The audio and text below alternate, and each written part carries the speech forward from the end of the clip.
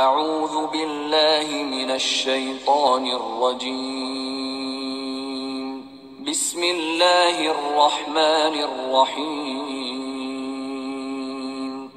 اولئک الذین اشتروا الضلالة بالہدى والعذاب بالمغفرة فما اصبرهم على النار ذلك بأن الله نزل الكتاب بالحق وإن الذين اختلفوا في الكتاب لفي شقاق بعيد. السلام علیکم ورحمۃ اللہ وبرکاتہ. نحمده ونصلي على رسوله الكريم اما بعد فاعوذ باللہ من الشیطان الرجیم. بسم اللہ الرحمن الرحیم. رب اشرح لي صدری ویسر لی امری واحلل عقدۃ من لسانی یفقہوا قولی ربنا زدنا علما آمین. اچھا جی، اب ہم آیا نمبر 175 پر ہیں سورہ بقرہ کی، لیکن یہ آیا جو نا پچھلی آیا سے جڑی ہوئی ہے، تو تھوڑا سا پچھلی آیت کو دیکھ لیتے ہیں کہ اللہ سبحانہ وتعالیٰ نے فرمایا تھا کہ بے شک وہ لوگ جو چھپاتے ہیں اس کو جو اللہ تعالیٰ نے نازل کیا ہے کتاب میں، اور وہ اس کو بیچتے ہیں تھوڑی قیمت کے بدلے میں، تو نہیں وہ کھاتے ڈالتے اپنے پیٹوں میں مگر آگ، اور قیامت کے دن اللہ سبحانہ وتعالیٰ ان سے بات نہیں کرے گا اور ان کو پاک نہیں کرے گا، اور ان کے لیے عذاب ہے دردناک. اب اگلی آیت ہے اعوذ باللہ من الشیطان الرجیم بسم اللہ الرحمن الرحیم.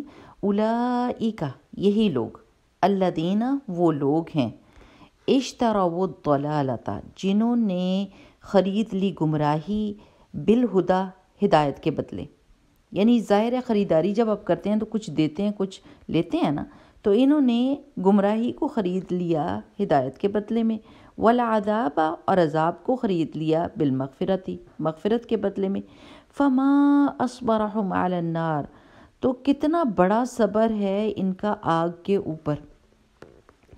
یعنی اللہ سبحانہ تعالیٰ بتا رہے ہیں کہ انہوں نے خرید و فروخت کیا کی، یعنی جو انہوں نے چھپائی نا آیات دنیا کے لینے کے لیے، تو اللہ سبحانہ تعالیٰ کہہ رہے ہیں کہ ان کا جو سودا تھا وہ یہ سودا انہوں نے کیا کہ انہوں نے گمراہی کو خریدا ہدایت کے بدلے میں. یعنی ہدایت کیا ہوتی ہے، کیا کرتی ہے، زندگی کو آسان کر دیتی ہے نا. ظاہر ہے آپ کو کوئی راستہ بتا دے تو آپ کی زندگی آسان ہو جاتی ہے، لیکن انہوں نے گمراہ ہونا، بھٹکنا، مس گائیڈ ہونا زیادہ پسند کیا ہدایت کے بدلے میں، اور اسی سودے کی وجہ سے انہوں نے کیا کر لیا، آخرت کے عذاب کو خرید لیا اللہ تعالیٰ کی مغفرت کے بدلے میں. اس کا مطلب ہے کہ اگر یہ کتاب میں جو لکھا ہوا تھا وہ کھول کے بتا دیتے لوگوں کو، اور تو ان کو کیا ملتا، ان کو ہدایت ملتی اور ان کو مغفرت ملتی. اللہ سبحانہ وتعالیٰ ان کو راستہ بھی دکھاتا، اور آخرت میں اگر ان کی غلطی کوتاہی ہوتی تو ان کو بخشش بھی دیتا. لیکن چونکہ انہوں نے اللہ سبحانہ وتعالیٰ کی کتاب، وہ ہدایت جو ساری دنیا کے لوگوں کے لیے تھی، اور اس کو چھپایا، جس کو بتانا تھا اس کو چھپا دیا، تو انہوں نے اللہ سبحانہ وتعالیٰ دنیا میں تو ضلالت اور گمراہی کو چوز کیا، اور آخرت میں اللہ تعالیٰ کے عذاب کو. ٹھیک ہے نا. اس کا مطلب ہے اگر آپ دنیا میں ہدایت پر رہتے ہیں تو آپ کو آخرت میں مغفرت ملتی ہے، اور دنیا میں جو گمراہ ہوتا ہے اس کو آخرت میں عذاب ملتا ہے. یعنی ہر ایکشن کا ری ایکشن ہوگا. دنیا آخرت کی کھیتی ہے، جو دنیا میں انسان بوئے گا وہی آخرت میں کاٹے گا. ایسا نہیں ہو سکتا کہ آپ دنیا میں کانٹے بوئیں اور آخرت میں آپ کو فروٹ ملے، ایسا تو نہیں نہ ہو سکتا. دنیا میں بھی آپ دیکھیں کہ جو مالی جو جس چیز کا بیج بوتا ہے وہی پودا نکلتا ہے کہ نہیں. تو آخرت میں بھی ایسا ہوگا کہ دنیا میں جو انسان نے کام کیے ہوں گے بالکل اسی جیسی اس کی سزا یا جزا ہوگی. ٹھیک ہے نا. تو یہاں پر ایک حیرت کا اظہار اللہ سبحانہ تعالیٰ کریں کہ کتنا بڑا صبر ہے ان کا آگ کے اوپر. آپ کو پتہ ہے نا کہ قرآن پاک میں مختلف جگہوں پر آتا ہے کہ کیا ان عذاب کتنا سخت ہوگا. تو یہ جہنم کے داروغہ کو کیا کہیں گی ایسے لوگ، ادعوا ربکم یخفف عنا یوما من العذاب، کہ اپنے رب سے کہو، یعنی یا مالک، ایسے کہیں گے نا، یا مالکو لیقضی علینا ربک، اپنے رب سے کہو کہ ہمارا تو معاملہ تمام ہی کر دے، یا اس سے کہو کہ ہمارے عذاب کو ایک دن کے لیے تو کم کر دے. یعنی وہ وقت کتنا سخت ہوگا انسان کے لیے کہ عذاب میں کوئی بریک نہیں آنے والی. یعنی دنیا میں کبھی آپ نے دیکھا یہ باکسنگ کا مقابلہ جب ہو رہا ہوتا ہے تو میرے دل کو دل گھٹ جاتا ہے کہ مکے مار رہے ہوتے ہیں، ایک دوسرے کو مار رہے ہوتے ہیں، اور لیکن ایک وقت آتا ہے کہ دوسرا باکسر اس کو گلے لگا لیتا ہے اور اس کے مکے سے بچنے کے لیے اپنے منہ کو بچاتا ہے، تو تھوڑی سی اس کو بریک مل جاتی ہے، پھر ریفری اس کو ہٹاتا ہے اور پھر لڑائی شروع ہو جاتی ہے.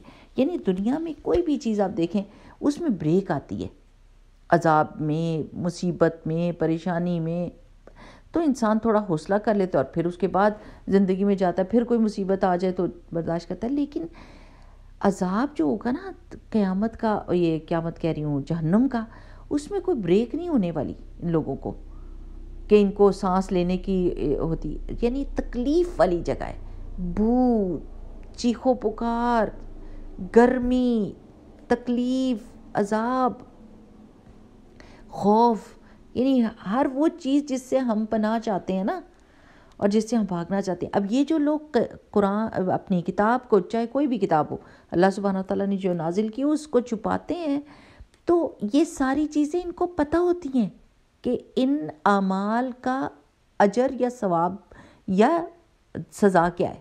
سب چیزوں کی ان کو پتہ ہوتا ہے. ایسا تو نہیں ہوتا کہ علم والا ہو کے اور یہ نہ پتہ ہو کہ اللہ سبحانہ تعالیٰ نے کتاب میں کیا لکھا ہے، لیکن وہ کتاب کو چھپاتے ہیں دنیا کے فائدوں کے لیے.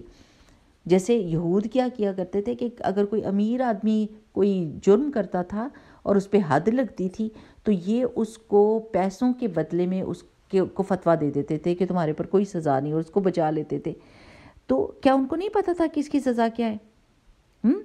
پتہ ہوتا ہے، لیکن اس کے باوجود یہ دنیا لینے کے لیے اور جلدی فائدہ لینے کے لیے، دنیا کی سرداری یا مال متاع یا پوزیشن لینے کے لیے اس طرح کے کام کرتے ہیں کہ اللہ کی کتاب کو یا تو چھپاتے ہیں یا بدلتے ہیں. تو اللہ سبحانہ تعالیٰ کیا کہہ رہے، فما اصبرہم علی النار، کہ کیا ان کا صبر ہے، ان کو پتہ ہے کہ آگ کتنی سخت چیز ہے اور کتنی تکلیف دہ چیز ہے، اس کے باوجود یہ اس پہ جمے ہوئے ہیں اس کام پر اور صبر کر کے بیٹھیں کہ دیکھا جائے گا کہ جو ہوگا قیامت کے دن. تو یہ ضرور سوچنا چاہیے کہ یہ جو مال لیا جاتا ہے نا اللہ تعالیٰ کے کلام کے بدلے میں، وہ تو فانی ہے، ختم ہو جاتا ہے. لیکن جو علم ہوتا ہے نا، اگر وہ انسان بتا دے اور لوگوں میں پھیلا دے تو وہ باقی رہتا ہے اور اس کا اجر باقی رہتا ہے نا. مال تو کھایا اور ختم ہو گیا، لیکن جو علم بانٹ دے انسان تو وہ کیا ہوتا ہے، اس کے لیے صدقہ جاریہ بن جاتا ہے، وہ پیچھے رہ جاتا ہے. اب آپ دیکھیں کہ صحابہ کرام میں سب سے زیادہ حدیث حضرت ابو ہریرہ رضی اللہ تعالیٰ عنہ نے روایت کی ہیں. تو ہر خاص عام بندہ ابو ہریرہ رضی اللہ تعالیٰ عنہ کے نام کو جانتا ہے، اور یہ ان کے لیے اجر اور ثواب ہوتا ہے کہ جب بھی ہم اس حدیث کو پڑھتے ہیں، یاد کرتے ہیں، اس سے سبق لیتے ہیں، اپنے آپ کو درست کرتے ہیں، تو کیا ہوا فائدہ. اگر یہ کام چھپا لیا جاتا، یہ حدیث روایت نہ کی جاتی تو پھر، اور ان کو چھپایا جاتا تو پھر. اب آپ یہ دیکھیں امام احمد بن حنبل رحمہ اللہ کو کتنی تکلیفیں دی تھی وہ حکومت وقت نے، ان کے وقت کی حکومت نے، ان کے خلیفہ اور وزیروں نے اور امیروں نے کتنی تکلیفیں دی تھی کہ وہ اپنے اس سے ہٹ جائیں جو انہوں نے سٹینڈ لیا تھا دین اور اسلام کے لیے، اور کتنی کوڑے کھائے تھے. لیکن انہوں نے اس بات کو چھپایا نہیں، حق کو، کہ اس وقت کا خلیفہ کہتا تھا کہ قرآن بھی اللہ تعالیٰ کی مخلوق ہے، جیسے باقی ساری مخلوق ختم ہو جاتی یہ بھی ختم ہو جائے گی، تو یہ ختم ہے. تو انہوں نے کہا تھا نہیں، یہ اللہ تعالیٰ کا کلام ہے، یہ اللہ تعالیٰ کا وصف ہے، اللہ تعالیٰ کی صفت ہے. اللہ تعالیٰ حی اور قیوم ہے، تو اس کا کلام بھی ہمیشہ رہنے والا ہے. تو اتنی مار کھائی اس کے اوپر اور اتنی تکلیف سے، اور لیکن حق کو نہیں چھپایا. اب کیا ہوا، اب آپ دیکھیں کہ امام احمد بن حنبل کو ابھی بھی لوگ یاد کرتے ہیں، اور وہ وزیر، وہ خلیفہ، وہ غنی، ان کو کوئی یاد کرتا ہے، ان کو کوئی جانتا ہے؟ وہ دولتیں ان کی ختم ہو گئی نا، ان کا دور ختم ہو گیا، ان کی عیش اور عشرت اور ان کا ظلم اور جبر اور ان کی وہ جو وقت کا ان کا تکبر تھا ختم ہو گیا کہ نہیں. تو یہ بات یاد رکھنے کی ہے کہ اللہ سبحانہ تعالیٰ کا عذاب جو ہے نا وہ بہت سخت چیز ہے. اس دنیا کے بیچ میں آپ یہ دیکھیں کہ آگ جب لگتی ہے تو کیسے ابھی ادھر امریکہ میں یا جب جنگل میں آگ لگتی ہے تو آپ دیکھیں کہ وہ کس طرح جلاتی جاتی ہے. یہ ہیلی کاپٹرز کے ذریعے ہر طریقے سے پانی ریت ڈالتے ہیں لیکن وہ آگ رکنے کو رکتی نہیں. گھر درخت گھر کے اندر جو اتنی زبردست چیزیں سب کو جلا کے راکھ کر دیتی ہے. کوئی چیز نہ دیکھنے کے قابل رہتی ہے نہ استعمال کرنے کے قابل رہتی ہے. تو وہ تو 70 گنا زیادہ آگ جو ہے نا وہ سخت ہے اور زیادہ تیز ہے. تو کس طرح انسان یہ کہہ سکتا ہے کہ وہ اللہ تعالیٰ کی کتاب کو اللہ تعالیٰ کے حکم کو چھپا لے لوگوں سے اور دنیا کا مال خرید لے کہ دنیا والے خوش رہیں ان سے اور ان کو ان کی واہ واہ بھی ہوتی رہے ان کی عیش بھی ہوتی رہے ان کو دنیا کے فائدے میں ملتے رہیں. لیکن آخرت میں کیا ہے ان کے لیے؟ عذاب. اس سے اگلی آیت بھی اس سے جڑی ہوئی ہے اس لیے ہم اس موضوع کو کمپلیٹ کریں گے. 176 میں اللہ تعالیٰ فرماتے ہیں اعوذ باللہ من الشیطان الرجیم بسم اللہ الرحمن الرحیم ذالک، یہ جو سزا اللہ تعالیٰ نے بتائی ہے پیچھے کی آیت میں یہ اس وجہ سے ہے بِأَنَّ اللَّهَ، بوجہ اس کے کہ بے شک اللہ تعالیٰ نزل الکتاب، اس نے نازل کیا کتاب کو بالحق، ساتھ حق کے، اس میں سچ باتیں ہیں، یہ حق کے ساتھ آئی ہے. وَإِنَّ الَّذِينَ اخْتَلَفُوا، اور بے شک وہ لوگ جنہوں نے اختلاف کیا فی الکتاب، کتاب میں، لفی، بے شک وہ ہیں شقاق بعید، دشمنی میں دور کی، پھٹے پڑے. اب اس آیت میں یہ بات پکی پتہ چل جاتی ہے کہ اللہ سبحانہ تعالیٰ کی کتاب حق اور سچ لے کر آتی ہے اور اس میں ہر چیز کو اللہ تعالیٰ نے حرام حلال کو بالکل کھلے طریقے سے بیان کر دیا ہے، اس میں کوئی شک اور شبہ نہیں رہا. پھر اس کے باوجود جو لوگ فرقہ بازی کرتے ہیں اور اللہ سبحانہ تعالیٰ کی کتاب میں اختلاف کرتے ہیں تو پھر تو وہ دور کی گمراہی میں پڑ گئے کہہ لیں. شک دراصل جو ہے نا پھٹ جانے کو کہتے ہیں، پھٹ کے علیحدہ ہو جاتا ہے نا انسان. تو اسی طرح فرقہ واریت میں بھی ایسے ہوتا ہے کہ اللہ سبحانہ تعالیٰ کے سارے احکامات کا پتہ ہوتا ہے بالکل کلیئر کٹ، لیکن لوگوں کو خوش کرنے کے لیے اور اپنی سرداری کے لیے اپنے آپ کو بڑا ثابت کرنے کے لیے ضد کے لیے، حق کے لیے نہیں. فرقہ واریت جو ہوتی ہے نا وہ حق کے نام کے اوپر نہیں ہوتی، وہ اپنے موقف کو چاہے وہ غلطی ہو اس کو ثابت کرنے کی کوشش اور اپنے آپ کو سچا اور اپنے آپ کے لیے دلیل دے رہے ہوتے ہیں، حق کے لیے دلیل نہیں دے رہے ہوتے جو بھی فرقہ واریت کرتے ہیں اور اصل سیدھے راستے سے بھٹکنے کی کوشش کرتے ہیں. اب آپ دیکھیے کہ الکتاب یہاں پر جو ہے نا یہ جو اللہ سبحانہ تعالیٰ نے فرمایا نزل الکتاب، الکتاب جو ہے نا یہ اسم جنس بھی ہو سکتی ہے کہ جب جس وقت میں اللہ سبحانہ تعالیٰ نے اپنی کتاب کو نازل کیا، چاہے وہ تورات تھی، چاہے وہ انجیل تھی، چاہے وہ زبور تھی اور چاہے قرآن تھی، تو جو بھی یہ کام کرے گا کہ اللہ تعالیٰ کی حق لائی ہوئی کتاب جس میں حلال حرام بالکل واضح ہیں اس میں شک کریں گے تو وہ پھر دور کی گمراہی میں پڑے ہوئے ہیں، دور کی پھٹنے میں پڑے ہوئے ہیں، وہ اپنے آپ کو علیحدہ کر رہے ہیں حق کے راستے سے. اختلاف جو ہے نا وہ اللہ تعالیٰ کی رحمت نہیں ہوتی.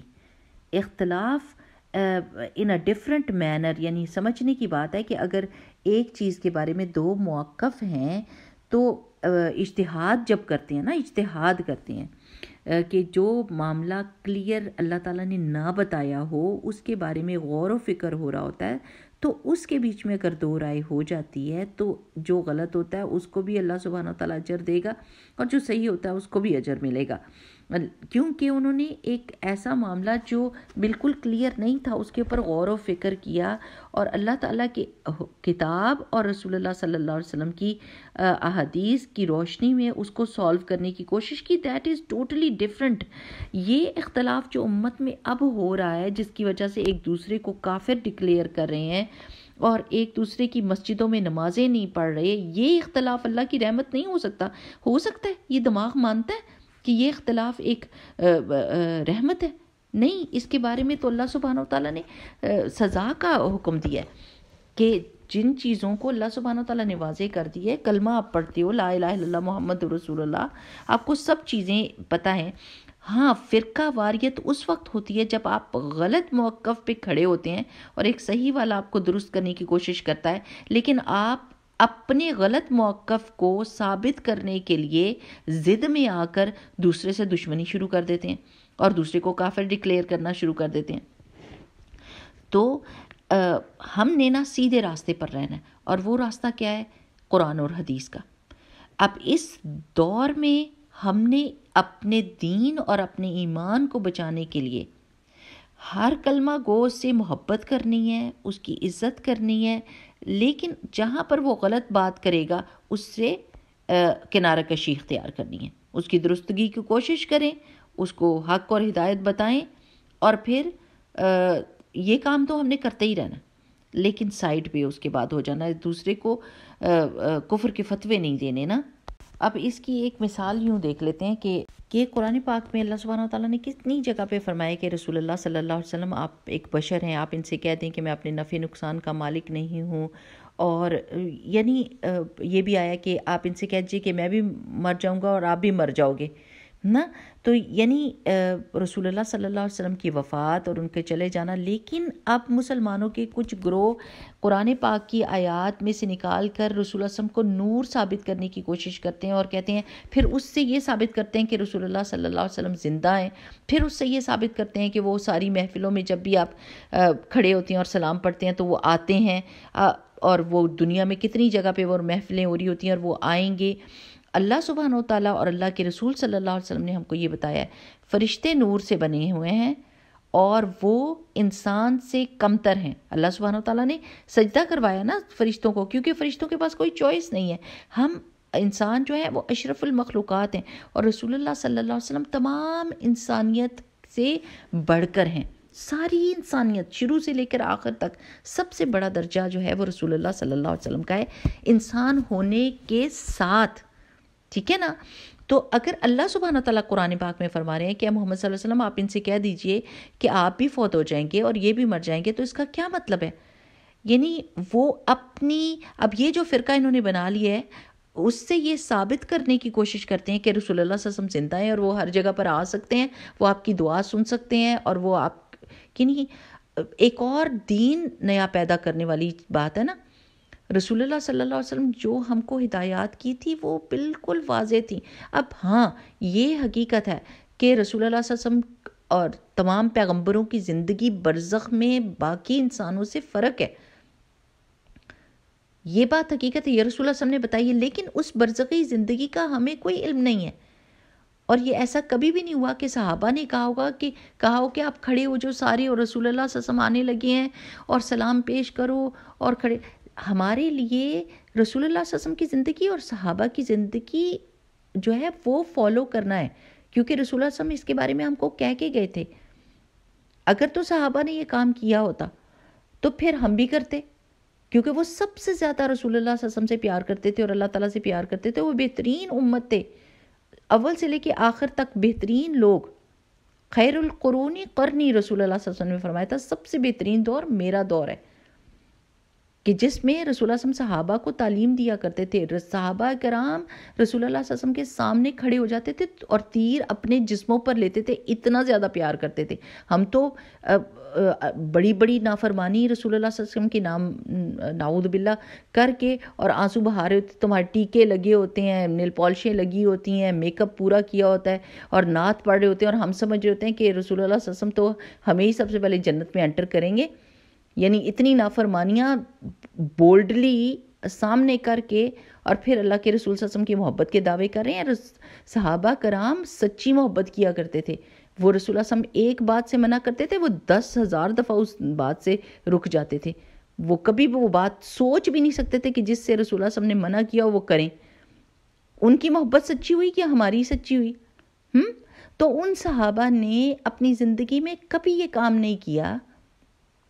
تو اب ہم اپنا ایک علیحدہ سے فرقہ بنا لیں، کیونکہ لوگ اس چیز سے خوش ہوتے ہیں. کیونکہ جیسے آپ رسول اللہ صلی اللہ علیہ وسلم کا نام لیتے ہیں نا، ہر مسلمان کا دل نا رسول اللہ صلی اللہ علیہ وسلم کے لیے بہت زیادہ سافٹ اور بہت زیادہ رسپیکٹفل ہے. تو آپ جب ان کا نام لے کر دنیا بٹورنے کی کوشش کرتے ہیں نا، تو پھر تو ڈیفینیٹلی بہت بڑے بڑے مجمع اکٹھے ہوں گے. اور اب اس وقت دیکھ لیں کہ علماء کے آس پاس کتنے بڑے بڑے مجمع اکٹھے ہوئے ہیں، کیونکہ وہ اس طرح کی باتیں کرتے ہیں اور ایسی کہانیاں بناتے ہیں جس کی وجہ سے دین کی تو شکل ہی بگاڑ کے رکھ دیتے ہیں نا. اور حلیہ بگاڑ کے رکھتے، تو اور عمل سے دور کر کے کہانیوں کی طرف سے لے جا کے اور ان کو کہتے ہیں کہ بس آپ یہ سر دھنتے رہیں اور یہاں پر بیٹھے رہیں اور یہ ہمیں چندہ دیں اور یہ باتیں سنیں تو جنت آپ کی پکی ہے، آپ نے کہیں نہیں جانا، آپ سیدھے جنت میں جاؤ گے۔ ہمارے پیارے نبی صلی اللہ علیہ وسلم نے ساری زندگی صبح دوپہر شام مزدوریاں کی، محنتیں کی، لوگوں کو بتانے کے لیے۔ رات کے وقت اتنا لمبا کھڑے ہوتے تھے کہ پیروں میں سوجن آ جاتی تھی، اور یعنی یہ مجاہدہ ہمارے رسول اللہ صلی اللہ علیہ وسلم کر رہے ہیں، اتنا زیادہ اپنی جان کے اوپر زبردستی کر کے یہ کام کریں، اور ہم بیٹھیں اور سر دھنیں اور سمجھے کہ جنت پکی۔ یعنی ہمارے پیارے نبی صلی اللہ علیہ وسلم ہم کو کیا کہہ کے گئے ہیں اور ہم کیا کر رہے ہیں۔ دراصل بات یہ ہے کہ کتاب کو اسی طرح پہنچانا ہے جس طرح رسول اللہ صلی اللہ علیہ وسلم نے پہنچایا اور صحابہ نے جس طرح اس کو لیا۔ ہم اپنی طرف سے اس میں ایڈ سبٹریکٹ نہیں کر سکتے کہ ہم اس میں اور چیزیں ڈال دیں، کیونکہ ہم رسول اللہ صلی اللہ علیہ وسلم سے زیادہ محبت کرتے ہیں، ہم اللہ تعالیٰ سے زیادہ محبت کرتے ہیں، صحابہ کرام سے بھی زیادہ رضی اللہ عنہم۔ نہیں میری پیاری بہنوں، جو حق بات ہے وہ حق بات ہے، وہ ضرور پتہ ہونی چاہیے انسان کو۔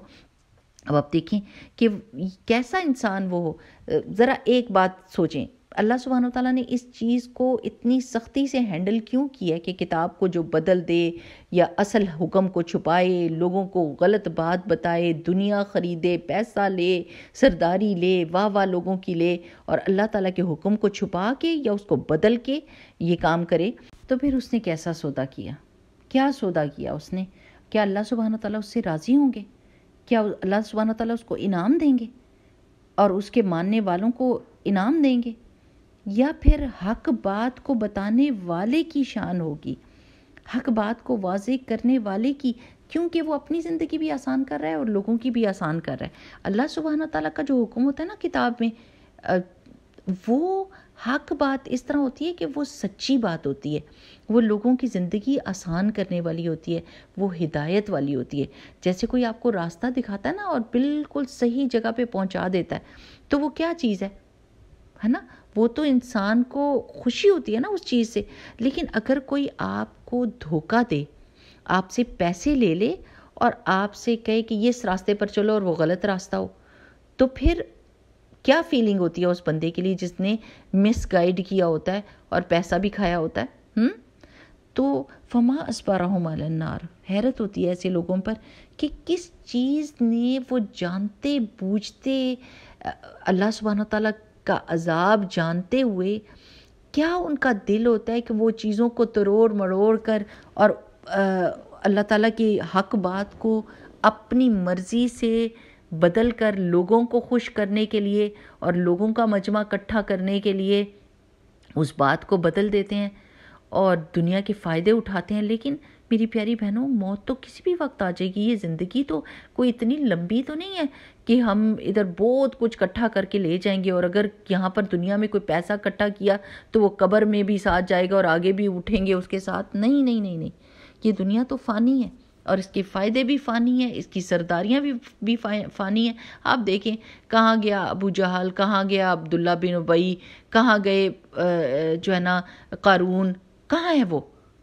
دولتیں بھی تھیں ان کے پاس، بڑے ان کے پاس شانیں بھی تھیں، چلے گئے، مر گئے، کھپ گئے سارے کے سارے، اور ساتھ ہی ان کی دولتیں بھی چلی گئیں۔ لیکن کیا چیز باقی رہ گیا؟ ان کا عذاب، جو کہ قیامت کے دن۔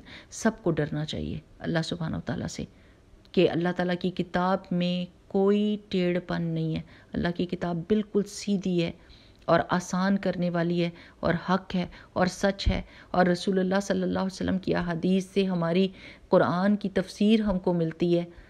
ہم اس کو، ان دونوں چیزوں کو ساتھ لے کر چلیں گے اور ہم حق بات ہی کہیں گے، اور ادھر ادھر کی کوئی بات کی کوئی گنجائش ہی نہیں۔ اللہ سبحانہ تعالیٰ نے ہر چیز کو اتنا واضح کر دی ہے، اور جو لوگ پھر اس کتاب کو چھپائیں گے یا دنیا کے فائدے لیں گے، ان کو ڈرنا چاہیے کہ آگے آگ کا عذاب ہے، اور اس دنیا میں وہ جم کے اپنے عقائد پر یا اپنی چیزوں پر بیٹھے ہوئے ہیں، لیکن آگے ان کے لیے کیا ہے وہ بھی ان کو پتہ ہے۔ اللہ سبحانہ تعالیٰ ہم سب کو سیدھا راستہ دکھائے، حق پر رکھے۔ اللہ تعالیٰ نیکوکار اور صالح لوگوں کا ہی ساتھ دے جو ہم کو سیدھے راستے پر چلانے والے ہوں، آمین۔ سبحانک اللہم و بحمدک نشہد ان لا الہ الا انت نستغفرک و نتوب الیک۔ میں کہتی ہوں یہ دعا اس زمانے میں اتنی کارآمد ہے کہ ہم ہر وقت پڑھیں، ربنا لا تزغ قلوبنا بعد اذ ہدیتنا۔